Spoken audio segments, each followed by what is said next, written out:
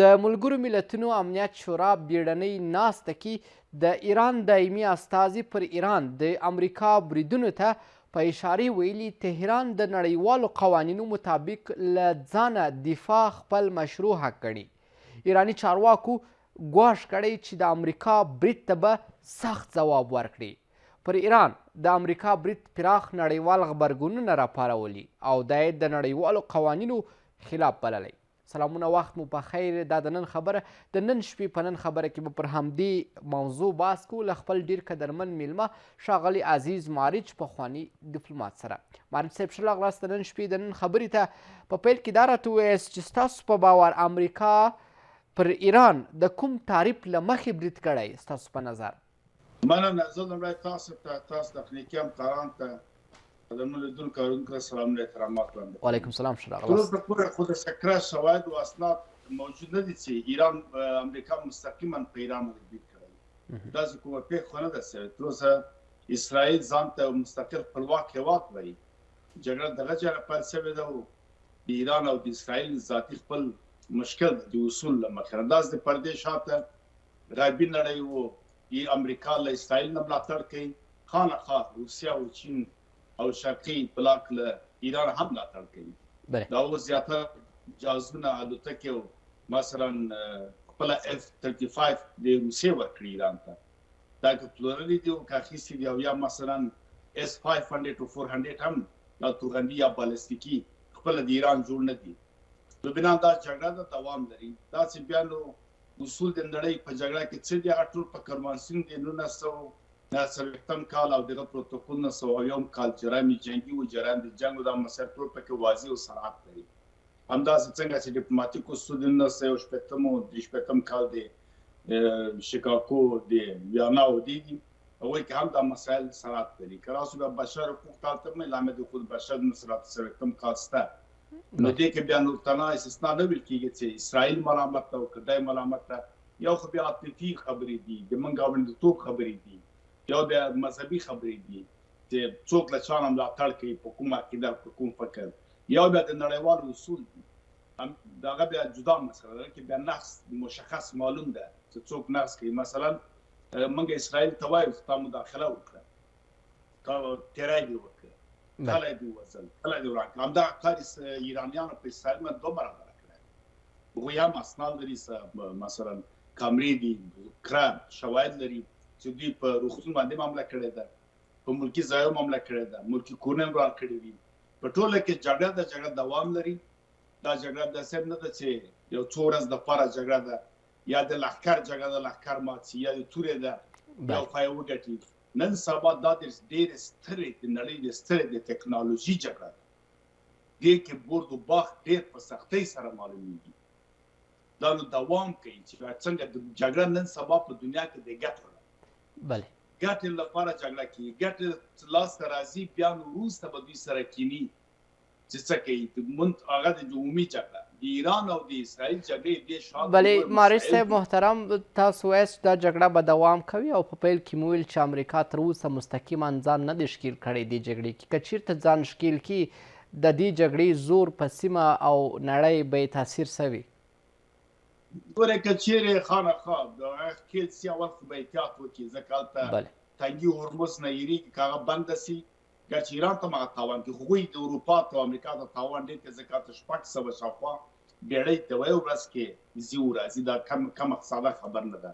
د هغوی روان درېږي. او دا همداسې په خلیج او په دې ځایو کې د امریکا بېړۍ او مثلا مهمات او سلا او د الوتکې دا شیان شته، یا هېرېږي چې دا بمبار نه کړي. اما تدابیر نیسي، تدابیر نیسي د هغه لپاره د حل لاره پیدا کوي. بیا وروسته که چیرې سخته راسي بیا حمله کوي، جګړه بیا وسې کېږي. روسیه په دې پوهېږي که ایران دما او لومړی کمربند ده، که دا له منځه لاړه، بل کمربند مرکزي اسیا ده.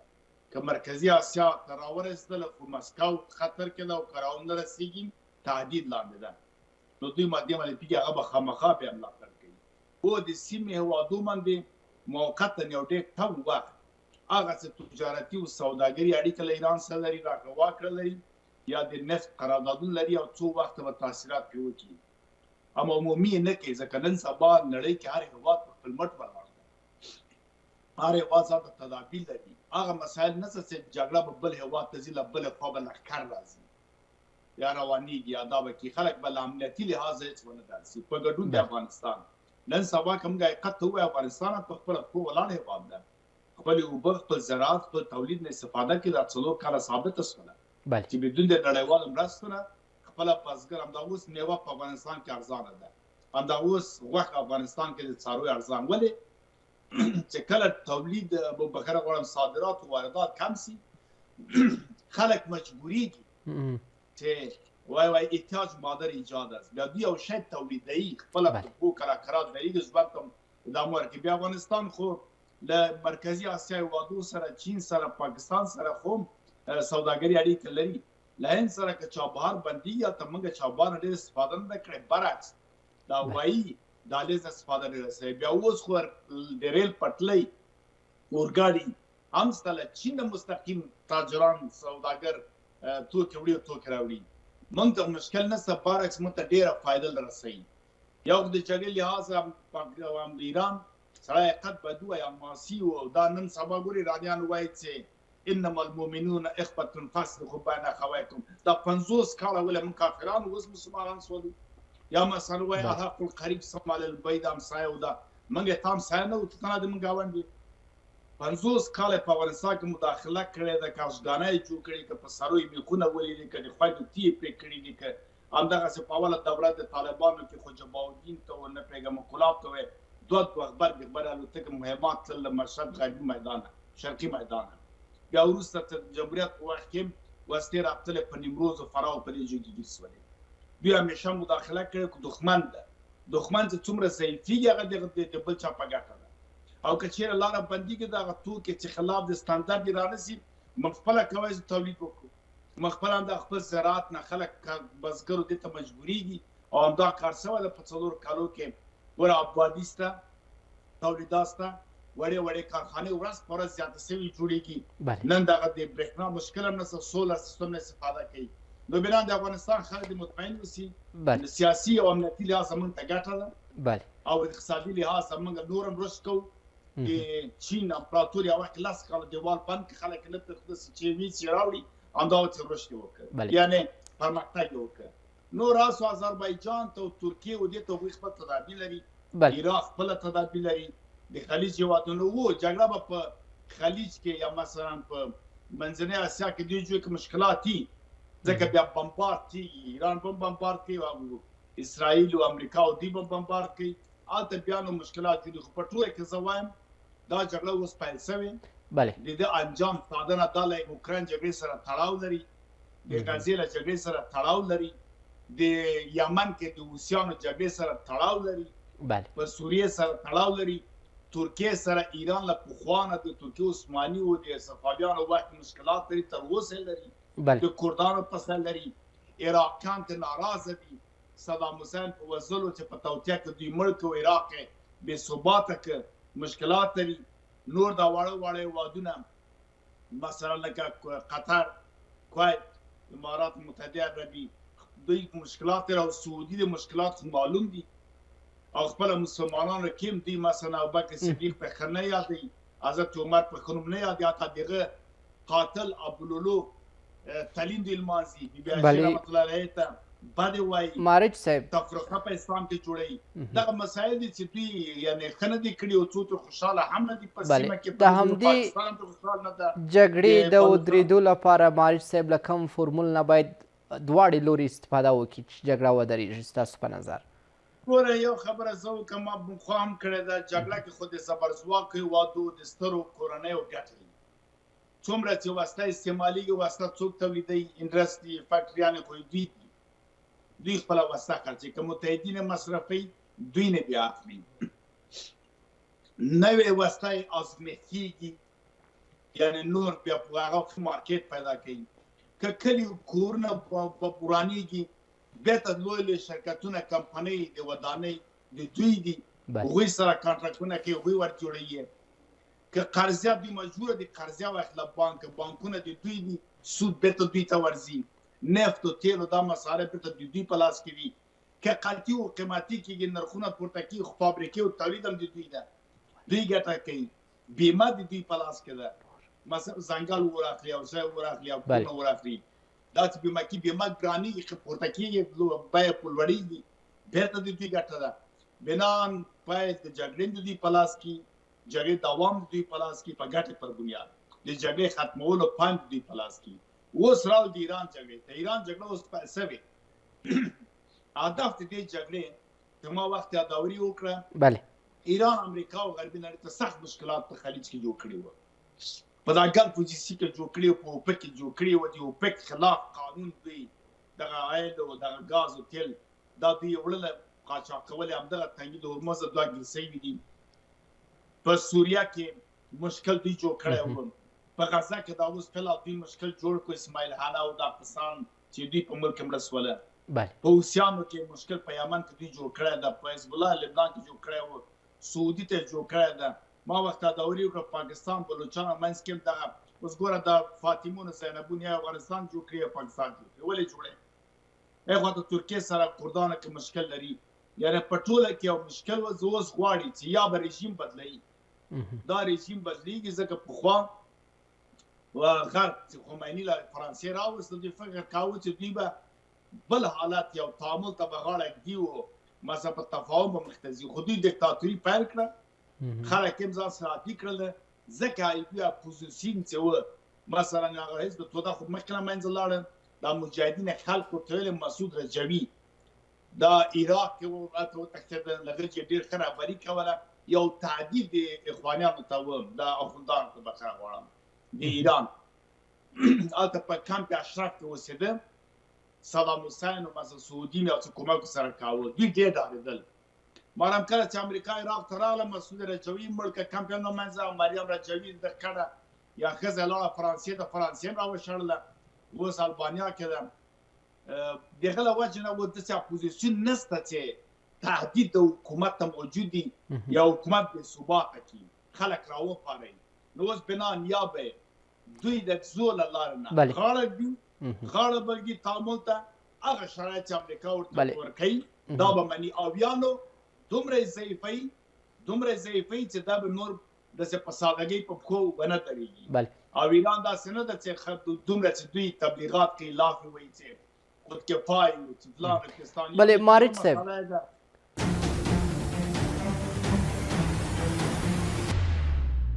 د ایران، اسرائیل او امریکا په جګړه کې د روسیې، چین او شمالي کوریا ښکیلتوب وینئ ستاسو په نظر؟ ښکیل به سي؟ بالکل دا په هیڅ صورت باندې امکان لري مسکو یا روسیه بې تفاوته کینی. هغه په دې چې هغه په دې پیږي چې اوله جبهه یا اول کمربند ایران ده، که ایران مات څه مرکزي اسیا تعدیل لاندې ده، که مرکزي اسیا ته راغله بیا نو مسکو تعدیل لاندې، مسکو امنیت بیا خرابېدلی، مشکلات دي. هر هېواد زبرځواک هېواد څو کمربنده، څو نیابتي جګړې لري، جګړه خپل هېواد ته نه راوړي، خپلې خاورې ته نه راوړي هېڅ وخت. لکه موږ چې د احمدشاه بابا ستر بابا امپراتور په وخت کې همدغسې وضعیت درلود چې هغه هم د افغانستان سترې انا، زرغونه انا ورته وویله چې زوی جګړه خپلې خاورې ته مه راوړه. د موږ د جنګ جګړه به په یا به ډیلي کې وه، یا به سینګیان کې وه، یا به ماورا نهر خواته وه، یا به دې خواته په مروه کې، یا به په کرمانو مشهد ته نه راتلله، په سیستان ته جګړه نه راتلله، ډېر لرې جوړ کې به وه. د هغه وخت کې موږ قوت کې ډېر زیات و. اوس هم دا هېوادونه جګړه بل چېرته خپله ایران نه وکړه چې جګړه خپلې د خاورې ته راسي، ګور نیابتي جګړې کولې، په سوریه کې داسې دخل و، دا وخت چې ما نومونه واخیستل. نو روسیه او دوی په دې پوهېږي جګړې معلوم. اوس ګوره اوکراین سره روسیه جګړه کوي، د اوکراین یو توغندی د مسکو د روسیې خاورې ته نسي تللی او نه ځي، هغه سرې کرښې دي. که چېرې هلته لاړ یو ځل ګوره ولګېده چې پوتین څومره ده، زیلنسکي راونیوه او کیف ورته څه رقم وویشته او بیا اخطار ورکړه چې اوس تا قصر ولم، او بیا دې لکه اسرائیل چې په پالان کې ځینې افسران یا ساینتستان د ایران ووژله، دغه رقم اخطار ورکړه بیا یې راوستل. نو بنان دوی دې نه هیلي که بیا چېرې ایران جبهه د دوی نیابتي جبهه ده که ناکامه سوله یا مرکزي اسیا تعدیل لاندې. چین بیا مجبوره ده د روسیې دپاره، کنه چین خپل اقتصادي سیاست لري، په دې پیږي که زه ونه کلم د خلکو سره بیا په ما توکي بندېږي، او هغه له دې ډارېږي که بیا دا ستر زبرځواک هېوادونه یا کورنۍ خپلې کمپنۍ له ما نه ویسي، بیا نو خامخا دلته بیا لوی مشکل یا پانګونه که په چین کې ونه کړي. چین خو چې آباده په دې لویو کمپنیو باندې آباده توکي د مثلا افریقا هم ډېر ځي، له نورو هېوادونو هم ځي، له روسیې نه هم ځي، پر عربو سره هم تعاملات لري. نو بنان بیا هغه په بند سوله بیا هغه نو بل اقتصاد بیا نه لري، بله لار نه لري، نفوس هم ډېر زیات ده. نو هغه ناچار ده ځکه دغه سخلین-1 سخلین-2 بغیر ناستي-1 ناستي-2 نه د روسیې زیاتره نفت همدا اوس چین خواته روان دي. اما چې ځي جاپان ته مثلا یا تایلند دې ژوی ته بیا بیړیو کې بارېږي یا مستقیم چین ته پایپلاین نه تېر سوي. نو هغه لپاره بیا هغه مجبور است دا اتحاد وساتي ځکه دوی له خپل نظم وروستی کې ډارېږي او ایران هم په دې باندې پوهېږي. نو بنان که امریکا اوس مداخله نه کوي، داسې ټرمپ وایي 2 هفتې وخت غواړم، 2 هفتې او دا او دا، اصلا د پردې شاته دواړه په جنګ کې دي، جګړه کې دي. په دې باندې ټول سیاسون خلک پوهېږي. مستقیم د اصول د نړیوالو ظاهرا د هغه له وجې نه دوی نه ځان نه غواړي چې په دې کې ننوځي. نو بنان دې باندې ایران پوهېږي، ایران به خامخا اوس ګوري چې څه وکړي. فلحال خو حالت داسې ده چې ایران ته یې وخت ورکړی ده چې ښه حملې یرغلونه وکړي، تر هغه چې دا هغه اصول چې ما یاد کړه، که کنوانسیون د ویانا ده، که نور کنوانسیونونه دي د جرایم جنګي دي، که حقوق بشر دي، که ډیپلوماتیک دي، که منشور د ملل متحد ده، دا یې نقص وکړي، ناقص وي، چې هغوی ځان ته ورته شواهد و اسناد پیدا کړي. بالاخره بیا راځي لکه دا نن شورای امنیت غونډه ده، دلته په دې مسله مقدماتي بحث کېږي. ګرچې دا دی که اجنډا د افغانستان هم ده، خو په هغه موږ باور په دې نه کوو چې د امارت اسلامي د افغانستان استازی سیالته نه وي او بلې خوا ته واقعي د افغانانو استازی نه وي له دین افغانستان نه. زه ګمان نه کوم دا فایده وکړي کومه ګټه نه. او بل راپور هم چې دوی ورکوي معمولا راپور مخالفینو اخلي، کلیو بانډو ته نه ځي. دا اجنډا هم ستا امیدواري مارج صاحب همدې ته راځو. په سیمه کې د روان بحران د ودرېدو لپاره، د روان بد حالات د کابو کولو لپاره خپله ملګري ملتونو چې تاسو ورته اشاره وکړه څومره رول لري یا رول درلودلی؟ ملګرو ملتونو سازمان دا یو حقیقت خبره ده چې ملګرو ملتونو سازمان یو اعتبارا جهاني سازمان ده، نړیوال سازمان ده. د خلکو سترګې ورته ډېرې دي، اصول ټول مکمل لري، شوراګانې دي، حکومت شور ده، کار څه ده، بودیجه ورڅه لري. اما متاسفانه هغه چې موږ وایو چې دا بودیجه لري، دغه بودیجه یې زبرځواک هېوادونه ورکوي. دا وجه ده چې هغوی هدایت هم ورکوي، هغوی پې اثر هم لري. دغه سبا که مثلا زبرځواک هېواد ونه غواړي، انتوني ګوترش د رئیس نه ده. نو دې وجې نه موږ نسو ورته ویلی دا استقلالیت لري یا حاکمه ده. په 50 کاله تنها د افغانستان جګړه او د سیمې حالات چې موږ وڅېړو، همیشه دلته توریزم په نوم، د ناقص د حقوق بشر په نوم، د بل په نوم غربي نړۍ راغلی دا کار یې کړی ده. آیا ملګرو ملتونو سازمان کوم غږ پورته کړی ده؟ مثال دا نور تنو د تنه خپل افغانستان ته راغلل، دا دومره بېګناه کسان چې تا ووژلي، دا کلي بانډونه د بمبار کړل، او هلته یو ټک هم نه و. موږ خو د کلي خلک یو، د بانډو خلک یو، موږ خو بیا په دې باندې خبر یو. زه د میدان وردګ یم، د میدان د کلي نه بلس نه خبر یم، هر ورځ اړیکه لرم. نو تا هغه ځینې چې ویشتل خو موږ پوهېدو چې هلته خو ملکي کسان وو، خو نه طالب و، نه تورست و، نه داعش و، نه القاعده، هېڅ څوک نه و، نه کمونیست و هلته، نه جمهوریتي و هلته. نو ولې دې ویشتل؟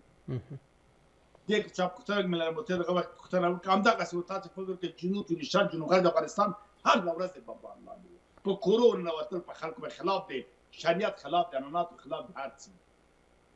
خو دا کار دوی کړی، دوی ته چا وویل تا ول دا کار وکړه؟ هغه چې که حیثیت دی ملل متحدو د نړیوالو اصول له منځه لاړ، خلک نور اعتبار په دې باندې نه کوي. بېګناه کسان یې ولېږل ګوانتنامو ته، هر یو راځي وایي زه طالب هم نه یم، خپله وایي زه نه طالب یم نه کوم په ډله کې یم. 18 کاله د نفس سپین ږیری ځوان دی بوته بوډا دی بېرته راوویسته. ولې؟ دا کارونه خو صحیح تاوان هم نشته و. زندانونه د بېګناه خلکو ډک کړي وو، کلي بانډونه د بېګناه خلک ول، څاروي یې ویشتلي، غواګانې ویشتلې دي، مړه کړي همسې رمه راوړه د سنت یوه دوه دانې.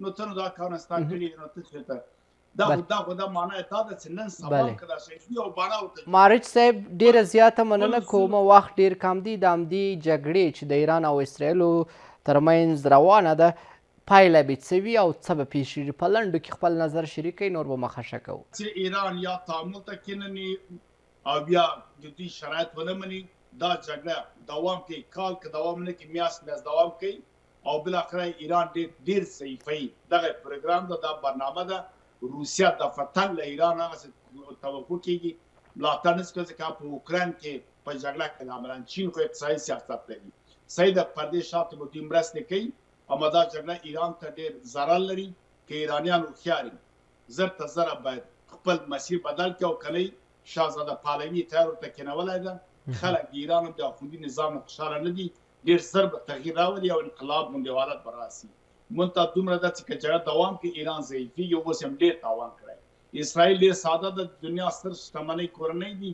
په شپږو میاشتو کې اسرائیل بیرته ابادوي اما ایران د آبادولو کار بیا لږ ځنډنی کېږي سخته کېږي او که امریکا چیرې ډیره زیاته مننه کوم خوشحاله اوسئ ډیره زیاته مننه ښاغلی عزیز ماریچ پخوانی ډیپلومات چې تر دا وخته مو زموږ سره ملتیا کوله درنو لیدونکو ستاسو څخه نړۍ مننه کومه دا وه د نن شپې د نن خبره تر بیا ښه وخت ښې چارې ولرئ